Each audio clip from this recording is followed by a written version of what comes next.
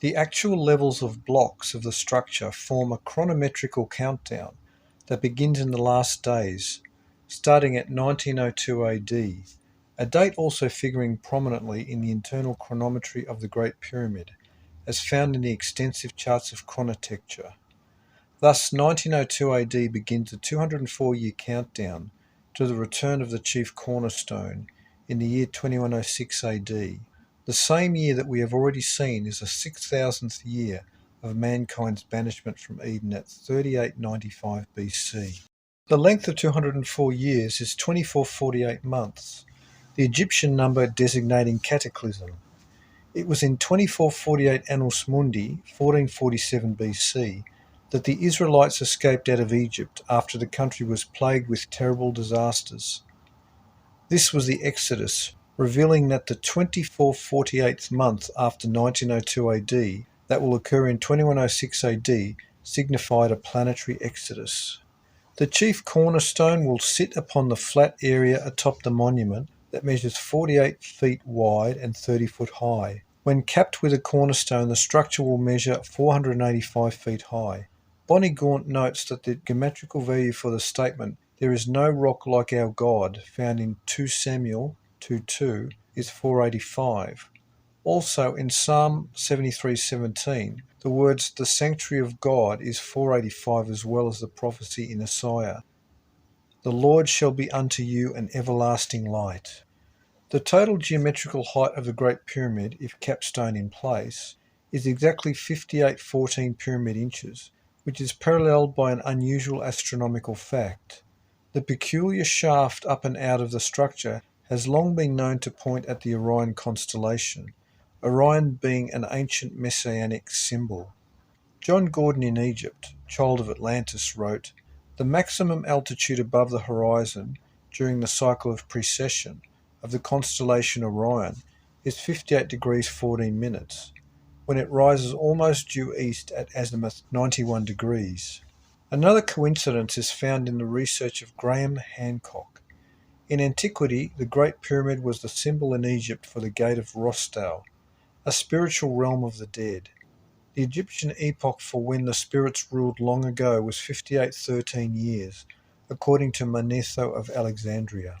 Because the monument was never finished, the cornerstone was rejected.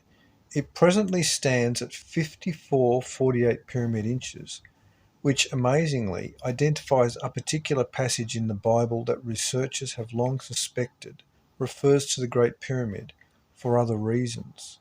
The following passage in the prophetic book of Isaiah has the geometrical value of 5448. "In that day shall there be an altar of the Lord in the midst of the land of Egypt, and a pillar at the border thereof to the Lord, as it shall be for a sign and for a witness unto the Lord of hosts in the land of Egypt." This refers to the altar of Adam placed at the centre of the earth, the 0-degree longitude and latitude, the prime meridian of the pre-flood civilization known as the Pillar of Heaven, the central axis. Prior to Mohammedan times in Arabia, the pyramids were called pillars. In Lost Scriptures of Giza are chapters full of historical and archaeological evidences and proofs that this passage refers to the Great Pyramid. Giza means border, and pyramids were signs and wonders in the land of Egypt, according to Jeremiah the prophet. The Book of Enoch records that the chronologist prophet wrote 366 books, these books being no different than the 244 books of the prophet priest Ezra. They are symbols of pyramid architectural dimensions. The pyramid's present height at 5448 pyramid inches is exactly 366 inches under its intended height at 5814 pyramid inches when the chief cornerstone is placed. The pyramid as the central axis of the world at the middle of the earth identifies it with Mount Meru in the Eastern traditions, Mount Masu of Sumer, the tree of knowledge, the tree Yggdrasil of the Scandinavians, Irminsul of the ancient Germans, etc. The present 5448 height as a calendrical code identifies the year 5448 Annus Mundi, or 1554 AD, the exact year that the prophecies of Nostradamus had Europe on fire with its startling and dire predictions. In Nostradamus and the Planets of Apocalypse, we find proof that the French prophet of Jewish ancestry was knowledgeable of planet Phoenix and its appearance in 1902 AD, and its return for a cataclysm in 2040 AD, as well as the second global disaster that will occur in 2046 AD, both dates encoded within the chronometry of the Great Pyramid. As the altar of man, Adam, at the centre of the earth, the Great Pyramid is referred to in the Vedic writings of ancient India as the altar of Agni.